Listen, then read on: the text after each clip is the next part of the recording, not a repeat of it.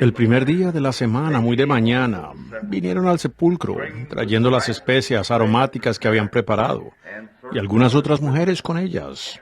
Y hallaron removida la piedra del sepulcro, y entrando no hallaron el cuerpo del Señor Jesús. Aconteció que estando ellas perplejas por esto, he aquí se pararon junto a ellas dos varones con vestiduras resplandecientes. Y como tuvieron temor y bajaron el rostro a tierra, les dijeron: ¿por qué buscáis entre los muertos al que vive? No está aquí, sino que ha resucitado. Acordaos de lo que os habló cuando aún estaba en Galilea, diciendo: es necesario que el Hijo del Hombre sea entregado en manos de hombres pecadores, y que sea crucificado, y resucite al tercer día. Entonces ellas se acordaron de sus palabras, y volviendo del sepulcro, dieron nuevas de todas estas cosas a los 11 y a todos los demás.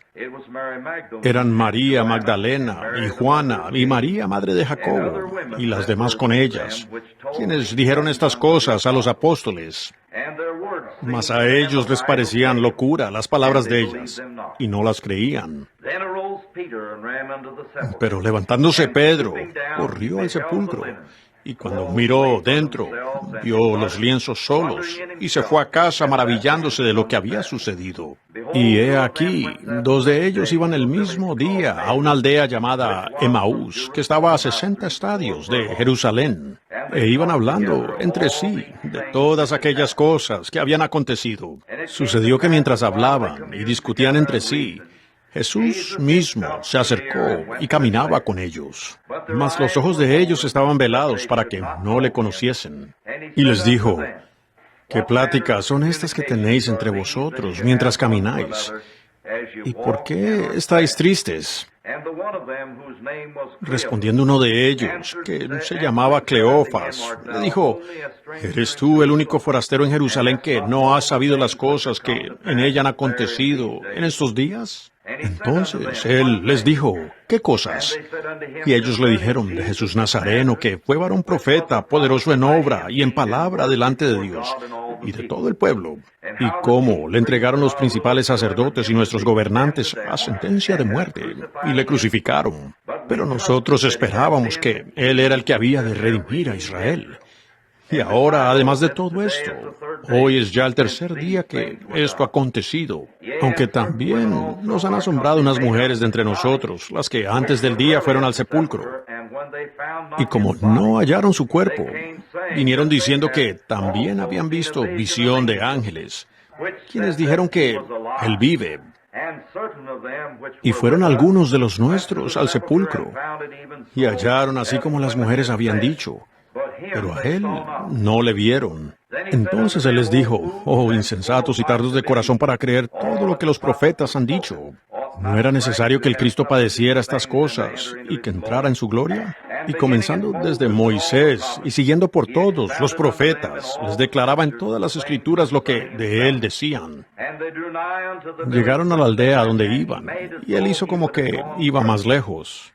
Mas ellos le obligaron a quedarse, diciendo: quédate con nosotros porque se hace tarde y el día ya ha declinado. Entró pues a quedarse con ellos. Y aconteció que estando sentado con ellos a la mesa, tomó el pan y lo bendijo, lo partió y les dio. Entonces les fueron abiertos los ojos y le reconocieron, mas él se desapareció de su vista.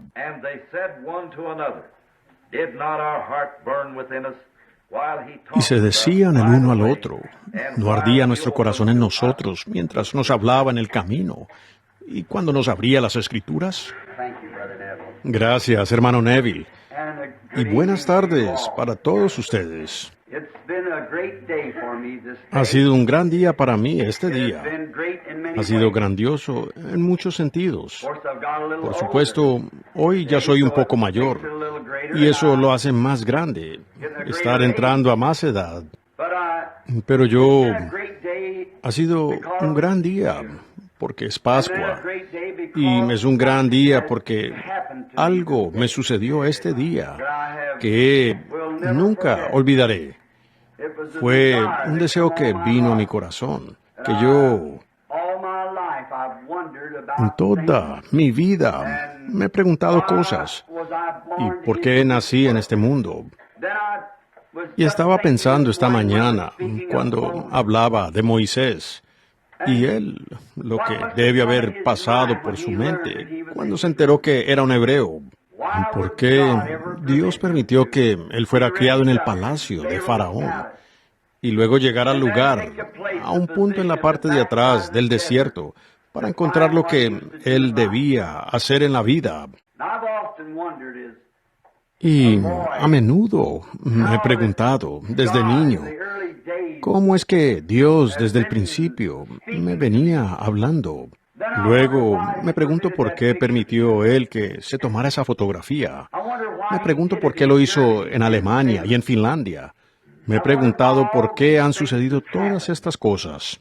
Es que no puedo creer que fue porque, pues yo no soy un predicador, no tengo la educación, yo no tengo la habilidad para ser un predicador. Debe ser algo diferente. Yo creo que el pueblo de Dios está en esclavitud. Creo que están en esclavitud por la tradición del hombre.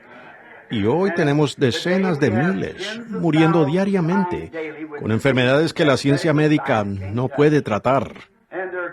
Y ellos son hijos de Dios. Y creo, yo quizás no viva para verlo, pero yo creo que viene una hora y puede estar pronto a la mano. Que Dios va a hacer algo de esta manera para probar que Él todavía es el Dios Todopoderoso. Yo lo creo. Lo he visto en cierta medida, pero creo que fue una pequeña medida comparado con lo que veremos. Ahora voy a salir en la mañana a un tiempito de descanso. Pues hoy en esa agua yo he bautizado muchas veces, pero sentí más frío hoy que nunca en mi vida. Tenía tanto frío que casi no podía hablar. Solo fue por lo agotado. He estado en movimiento desde la Navidad o poco después de la Navidad, casi sin una noche libre. Y no es que tenga un resfriado grave, sino que estoy débil y agotado. Voy a ir al lago mañana si el Señor quiere, para unos días de descanso. Regresaré si el Señor quiere en unos días y nos reuniremos de nuevo antes de que salga a los servicios, Dios mediante. Y eso está como a 10, como a 20 días a partir de ahora. Luego regresaré por un mes completo a los estados de Nueva Inglaterra. Regreso, eso es todo el mes de mayo, con 2 o 3 días libres. Y de allí casi no tengo más, como 5 días hasta que vaya a África. Eso será durante el mes de junio. Y va a ser difícil. Voy a depender de esta iglesita. Estas personas que oren por mí porque lo necesito. Lo necesito mucho. Y saben, nadie llegará a saber de este lado de la gloria todo lo que ha sucedido y las luchas por las que he tenido que pasar. No se lo digo a la gente. No hay necesidad de decírselo a la gente. Ellos no podrían entenderlo. Tampoco yo lo entiendo. Es algo, uno solo sigue adelante, solo avanza. Ahora, para que las personas de pie no tengan que estarlo por mucho tiempo, he escogido como texto esta noche este texto que el hermano Neville acaba de leer, Lucas 24, de la resurrección. Mi tema esta noche es la evidencia de la resurrección. Y ahora, mientras él leía, hubo varias cosas de las que él habló aquí a las que me gustaría referirme. Y es de los primeros, que fueron a la tumba primero en la mañana. Ahora, no importa cuánto haya muerto él y cuán patética haya sido su muerte, si no hubiera habido resurrección, él solo hubiera sido un hombre que murió. ¿Ven? Ha habido muchos hombres importantes en nuestro mundo que han hecho grandes declaraciones. Por ejemplo, Confucio, el gran filósofo chino, murió hace como 2300 años. Buda, el gran profeta, Dios de Japón, también murió hace como 2300 años. Hizo grandes declaraciones, pero él murió y permanece en la tumba. Está Mahoma. Tuve el privilegio de estar en su tumba, donde por 2000 años el caballo blanco ha estado parado en su tumba, cambiando guardias cada 4 horas, esperando que él se levante algún día y cabalgue por el mundo y lo conquiste.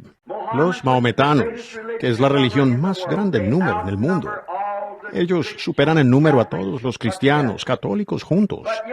Y con todo, Mahoma está en la tumba. Y todas estas religiones, cuando decimos que Jesús ha resucitado de entre los muertos, dicen pruébenlo. Y respondemos, bueno, Él está en nuestro corazón. Ellos dicen que sus fundadores están en el corazón. Pero estoy tan contento de que Jesús nos dejara una roca como fundamento sólido de su resurrección. No tenemos que dudar. Es la verdad. Lo asombroso de eso es que tanta gente no lo ve. Y me lo he preguntado. Y esta noche intentaré abordar eso por medio de la Escritura. Ahora, si se fijan, ellas estaban en la tumba temprano en la mañana. Se encontraron con dos varones, que eran ángeles en vestiduras resplandecientes, quienes les dijeron que él había... ¿Por qué buscáis al que vive entre los muertos? Ellas habían ido a la tumba y vieron que él no estaba allí. Y ellos hicieron esta pregunta tan sobresaliente. ¿Por qué buscáis entre los muertos al que vive? Y él dijo, cuando estas cosas os las dijo él, estando aún en Galilea. Ahora, quizás usted solo lea eso ligeramente, pero vamos a estudiarlo por un momento. Dijo, Él os dijo estas cosas estando aún en Galilea. ¿Por qué no lo entendieron? ¿Por qué no lo captaron? Y he aquí otra gran cosa importante en esto, que estos, quienes le dijeron esto, o les dijeron a estos discípulos que estaban en la tumba, ellos también deben haber estado con él en Galilea, porque sabían lo que Jesús les había dicho a ellos antes de su crucifixión. ¡Oh, qué cosa tan bendita! Si se fijan, esos discípulos no sabían que esos ángeles estaban allí. Pero evidentemente ellos estaban allí, porque dijeron, ¿no les dijo él esto a ustedes, estando aún en Galilea? Y eso cumple lo que dice la Escritura, que los ángeles de Dios acampan alrededor de los que le temen. Y qué cosa más tremenda esa, saber que esta noche, aquí mismo, en este edificio, hay ángeles de Dios parados en posición, firmes. Y ellos saben cada palabra que decimos y todo lo que hacemos. Y he aquí la prueba escritural de eso. Dijeron, ¿no les dijo estas cosas estando aún él en Galilea? Dijeron, recuerden que él les dijo estas cosas. Esa palabra recordar es una palabra maravillosa. Y, oh, qué cosa tan triste va a ser esa para los perdidos, que después de haber sellado su condenación y después de haber escuchado su último sermón y estar allá en el infierno del diablo, perdidos y sin oportunidad alguna de arrepentirse, recordar las oportunidades que rechazaron. Usted me dirá, entonces, predicador, ¿hay memoria en el infierno? Jesús dijo que la había. Él dijo que el rico que levantó sus ojos en el infierno y vio a Abraham y a Lázaro en su seno. Y él dijo, recuerda, en tu vida hay un recuerdo. ¿Y cómo los perdidos? Qué cosa tan terrible sería esa, saber que se sentaron en las grandes reuniones y que oyeron los poderosos sermones de los ministros ungidos de Dios. Y no solo eso, sino que vieron las señales ungidas y prodigios que Dios había obrado entre el pueblo. Y luego recordar todas estas advertencias y con todo haberse perdido, pues eso los atormentará por siempre. Después de la muerte de Jesús, la Biblia nos dice que Él fue y predicó a las almas que estaban en prisión, que no se arrepintieron en la paciencia de los días de Noé, y para traerles a la memoria que Noé y Enoc y los grandes profetas de sus días dieron testimonio de un Mesías que vendría. Y ellos rechazaron el mensaje. Oh, será una cosa terrible para usted, mi amigo perdido, recordar en ese día, cuando usted muere aquí, sus obras lo siguen. Y estas o lo atormentarán por la eternidad o lo bendecirán por la eternidad. Pero recuerden, qué gran cosa debe ser y un gozo para aquellos que son salvos y puedan presentar ante los hechos a estos ángeles que están en el edificio esta noche para traer a la memoria las grandes reuniones y los grandes tiempos y el gran gozo que hemos tenido juntos. ¿Qué tiempo es el que espera a ambos grupos, tanto a los salvos como a los inconversos? Dios es un Dios bueno. Él es tan paciente. Él está tan lleno de benignidad y mansedumbre y paciencia. Él no quiere que ninguno perezca.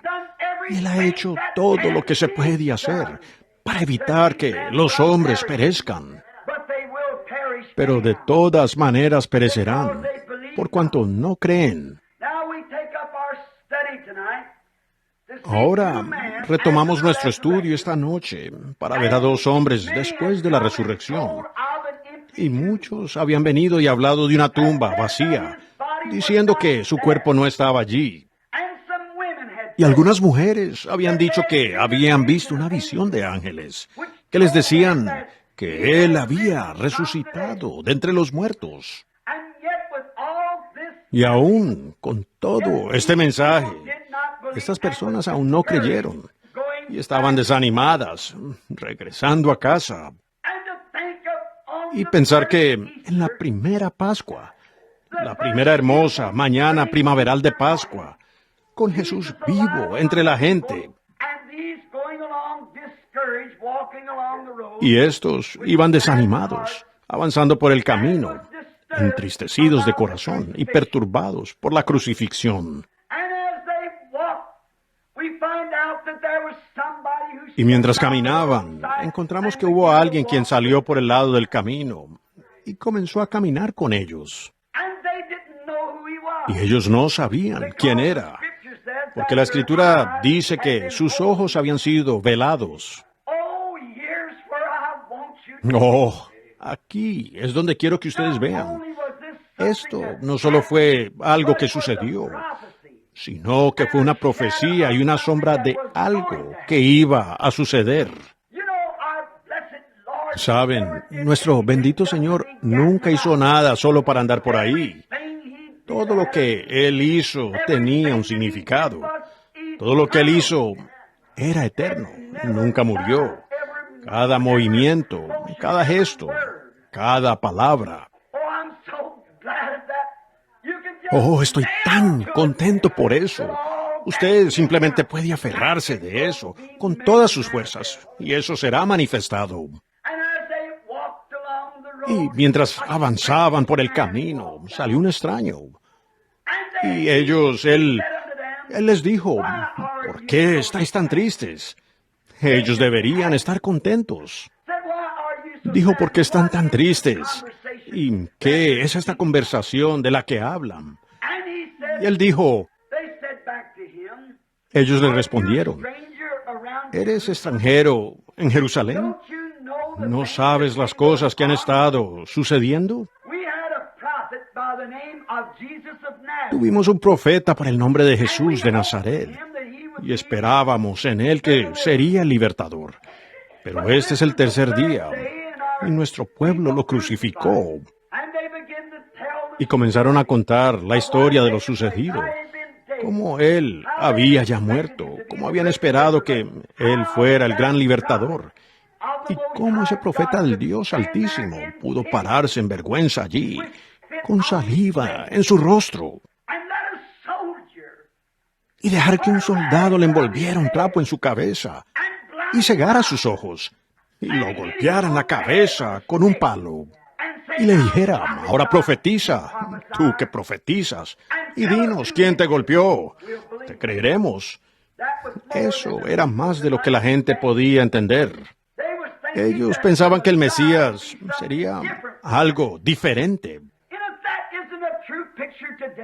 Y si ese no es un cuadro veraz hoy, la gente está esperando que el reino de Dios sea diferente de lo que realmente es. Ellos esperan que venga en esplendor. Esperan que aparezca en la ciudad del Vaticano o en alguna gran catedral. Pero por cuanto Él lo trae entre un montón de gente pobre, analfabeta, de corazón humilde, ciega los ojos de los sabios y entendidos. ¡Oh! ¡Qué burla que esa mujer tomara y para escarnio lavara sus pies con su cabello, como el verdadero creyente había hecho! ¡Qué burla verlo a él colgado allí en la cruz, con sus manos clavadas en la cruz! Y oír al sumo sacerdote decir, ahora si tú eres el Hijo de Dios, haz un milagro aquí. Solo suelta tus manos y baja de la cruz, y nosotros te creeremos. Ahora en la mente del hombre natural, el hombre carnal, el hombre de iglesia, el creyente manufacturado, porque cada congregación tiene 3 tipos diferentes de personas. Es decir, el creyente verdadero y el manufacturado y el incrédulo. Cada congregación los tiene.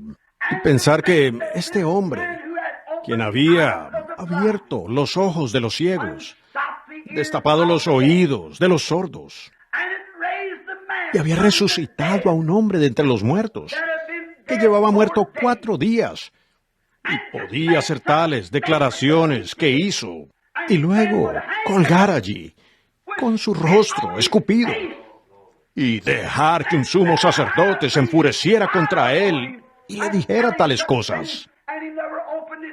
Y él nunca abrió su boca ni respondió una palabra en debate, porque él dijo, yo siempre hago lo que agrada a Dios, y le agradó a Dios permitir que sucediera aquello. Ahora, observémoslo a él por unos minutos. Ahora, estos discípulos no podían entender por qué debía suceder esto. Y mientras iban y comenzaban a relatar la historia, entonces Jesús los detuvo. ¿Ven ustedes?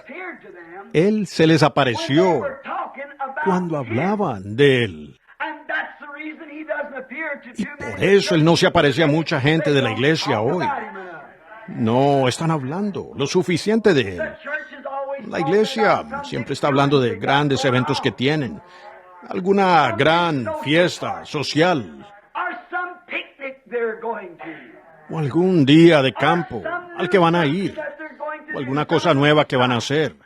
Algunas de las sociedades. La iglesia está tan cargada de sociedades que no tiene lugar para Cristo. La verdadera iglesia siempre está libre de todas estas sociedades y convierte todo en reunión de oración. Aquellos quienes lo conocen y lo aman a Él. Y aquí estaba Él. Ellos estaban hablando de Él cuando apareció. Si nosotros dejáramos de hablar de nuestros vecinos y dejáramos de hablar de los hipócritas en la iglesia y habláramos más de Jesús, Jesús aparecería más. Se habla de las faltas del predicador, se habla de las faltas de alguna otra cosa, y solo con hablar de Jesús sucederían más cosas. Ahora, y cuando estaban hablando, Él apareció. Y luego, fíjense, cuando Él aparece, Él no trata de ponerse a su lado. Oh, eso es cierto, este debería ser expulsado, y esto debería tener un nuevo pastor, o este vecino te ha tratado mal. ¿Ven? Tan pronto como se apareció, Él comenzó a predicar la palabra.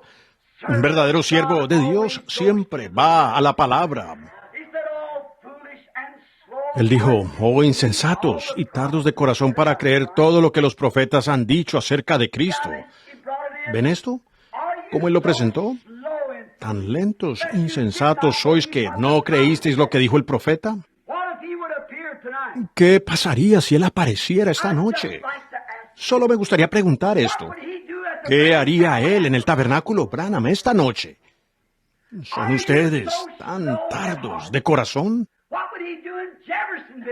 ¿Qué haría él en Jeffersonville esta noche, donde el Evangelio ha sido predicado por 25 años?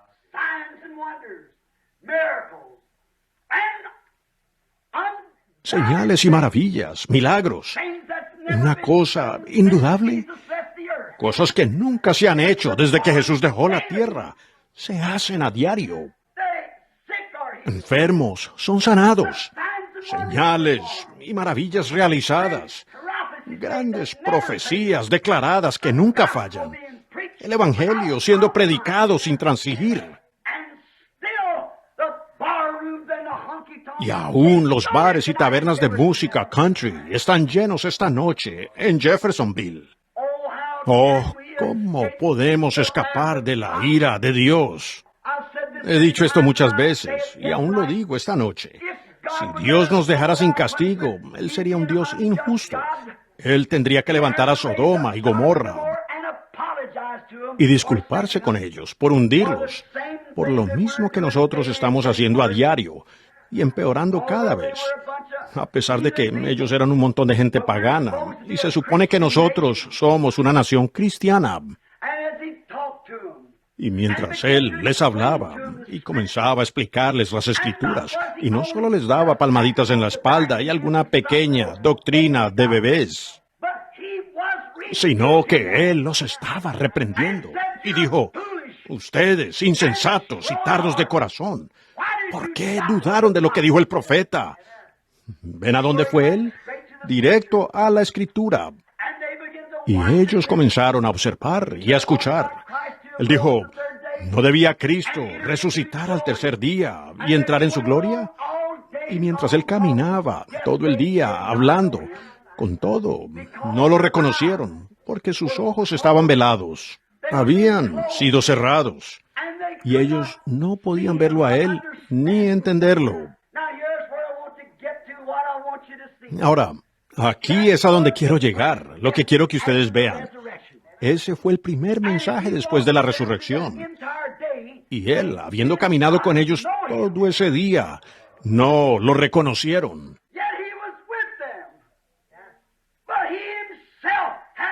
Pero él estaba con ellos, y él mismo les había cerrado los ojos. Pero ya cuando el sol se ponía, pues Jesús hizo como que seguiría de largo. Si eso no es exactamente lo que él ha hecho de nuevo en estos últimos días, en la puesta del sol. ¿Se fijaron ustedes en lo que él le dio a la iglesia ya durante el día? Solo predicar la palabra. Él nunca hizo una sola señal ni prodigio. Él no dijo nada, solo predicó la palabra acerca de la resurrección, de lo dicho por el profeta. Eso es lo que él ha hecho desde los días de su partida hasta este día postrero. Pero ahora, oh bendito su nombre, el sol se está poniendo y él hizo como que no se detendría. Oh, recuerdo a Fanny Crosby cuando clamó: no me pases, oh dulce Salvador. Y estos discípulos dijeron: ven y quédate con nosotros en la oscuridad, porque se hace tarde. Y él hizo como que seguía, pero ellos le constriñeron. En otras palabras, ellos le rogaron: oh, si tuviéramos más de esa clase de gente que ruega. Hermana, hermano, ¿sabe usted que la Biblia dice que el Espíritu Santo marca solo a aquellos que gimen y claman por las abominaciones hechas en la ciudad? Ahora, quiero hacerles una pregunta. Tenemos tanta emoción por nuestras ideas religiosas, pero ¿quién en la ciudad esta noche de Jeffersonville estará tan preocupado por el mundo perdido en este último día que aún pase 30 minutos en la noche orando por los pecados de la ciudad? Pero conforme a la Escritura, el ángel de Dios solo debía sellar a aquellos que gemían y clamaban por la abominación. Ya eso ni nos interesa. Solo queremos saber si podemos pasar un buen rato. Queremos saber que podemos tener una pequeña sociedad en nuestra iglesia. Queremos saber que tenemos un voto cuando llegue el momento de elegir al próximo pastor. Queremos que nuestra iglesia se vea un poco mejor que la iglesia del prójimo. Esa es la idea de este mundo hoy. Nadie está rogando. Oh, Señor Dios, ven a mí pronto. Oh, pereceré. Oh, no me pases. Oh, Salvador, tú eras omnipotente. Tú, quien eres omnipresente. Ven y mora en mi corazón, oh Señor. Es difícil aún conseguir que un hombre o una mujer levante la mano para aceptar al Señor Jesús como Salvador. Se ha sacado la antigua banca de los arrepentidos. Ya no hay llanto. Ya no hay clamor en el altar. Solo piensen cuando Charles G. Finney, un mero predicador del Evangelio, un pequeño abogado convertido, un hombrecito de apariencia seca, estaba probando la acústica en un edificio. Y él dijo, arrepiéntanse o perezcan. Y un hombre sentado en la cúpula se desmayó y cayó de allí. Él se paró en el balcón de un edificio en Nueva Inglaterra y predicó el infierno a los perdidos. Y cuando él gritó, perecerán si no se arrepienten, los hombres se desmayaban y las mujeres y se postraban en las calles. Pero hoy usted puede predicar arrepentimiento y fuego del infierno y azufre. Y la gente se ríe de eso. ¿Qué sucede? Nuestros corazones están fríos. Somos indiferentes. Tenemos demasiado. Necesitamos menos del mundo y más de Dios. Nuestros corazones están demasiado fríos. Nos interesamos en alguna emoción. Nos interesamos en si podemos danzar, si podemos gritar. Yo creo en eso. Si podemos hablar en lenguas, yo creo en eso. Yo creo en cada pizca de eso. Pero si tenemos eso y no tenemos ese espíritu agonizante, gimiendo, quebrantado, Dios nunca podrá usarlo. Esas cosas son buenas, pero tenemos que tener lo otro para acompañarlas. Hemos dejado fuera lo principal y nos hemos ido tras lo secundario. Y usted nunca puede darle la importancia mayor a algo menor. Lo sabemos. Aún en nuestras propias reuniones han llegado demasiado al punto de enfatizar la sanidad divina, en lugar de la sanidad del alma. Hermano, lo que necesitamos hoy es un avivamiento de quebrantamiento. Almas ardiendo por Dios. Y cuando digo ardiendo, es postradas en el altar con lágrimas corriendo por sus mejillas. No por 5 minutos, levantarse y olvidarlo, sino salir, esforzándose por ganar de nuevo a los perdidos para Cristo. Una carga en su corazón. Dios saca todos los placeres del mundo y toda su frivolidad, toda su diversión, y pone una carga en mi corazón por los perdidos. Sería mi oración. Ellos lo obligaron. Oh, Señor, no sabemos quién eres, Señor, pero amamos tu predicación. Entra y quédate la noche con nosotros. Y Jesús entró, habiendo caminado con ellos, y ellos no lo reconocieron. Y una vez que Él entró, puede ser una pequeña choza, pero no hay nada demasiado humilde para Él. Usted dice, bueno, hermano Branham, soy un anciano. No me interesa la edad que tenga. Solo soy un niño. Eso no importa lo joven que sea usted. Soy muy pobre, tengo puestos overoles. Oh, aunque usted estuviera envuelto en un saco de arpillera, para Dios no habría diferencia. Solo pídale a Él. Usted es importante a la vista de Dios. Tal vez usted no sea demasiado ante el hombre, pero usted es importante a la vista de Dios. Usted es uno de sus súbditos. Entra y quédate con nosotros. No, yo no podría pedirle a él que entrara en mí. He sido un borracho, he sido un jugador. No me importa lo que usted sea. Invítelo a él y vea lo que ocurre. Él vendrá por su invitación. Él nunca ha rechazado a alguien y nunca lo rechazará. Él está anhelando y deseando entrar en los corazones. Usted dice, yo he sido una ramera callejera. A mí no me importa lo que usted haya sido. Dios está deseando entrar a su corazón. Solo diga, entra, Señor, y quédate conmigo. Y fíjense, durante todo el día él había estado trayendo la palabra, pero sin nada de señales. Cuando él lo estuvo adentro y cerró la puerta y se sentó. Oh, hermano, allí fue cuando él reveló su resurrección. En ningún momento, desde la mañana cuando él se encontró con ellos hasta la puesta del sol, él lo hizo. No hizo ni una sola cosa que él hizo en vida, solamente la palabra.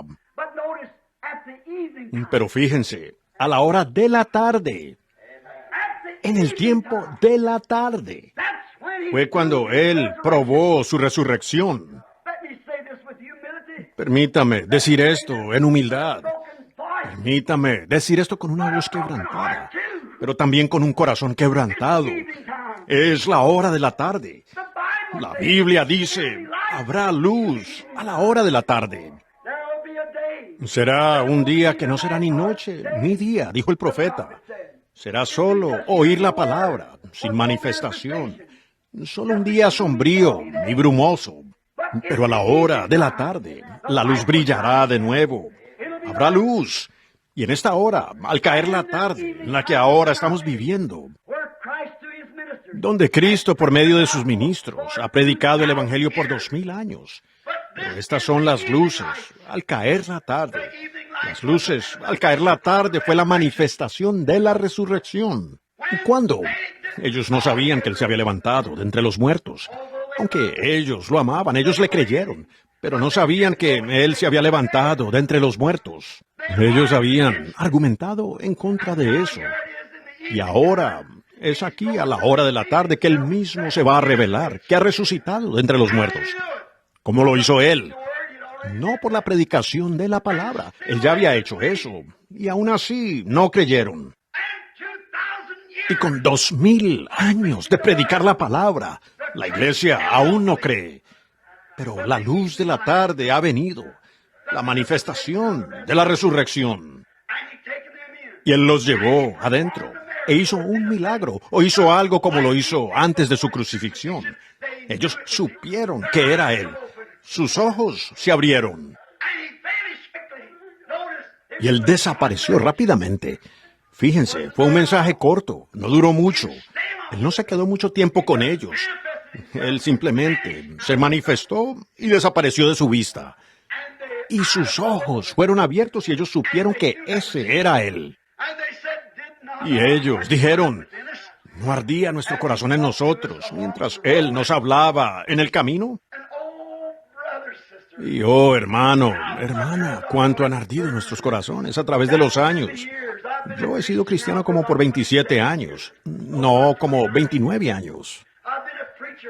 He sido un predicador por 27 años. Y todo el tiempo cuando leo su palabra, cuando Él me habla, es maravilloso. Mi corazón arde al oír la palabra.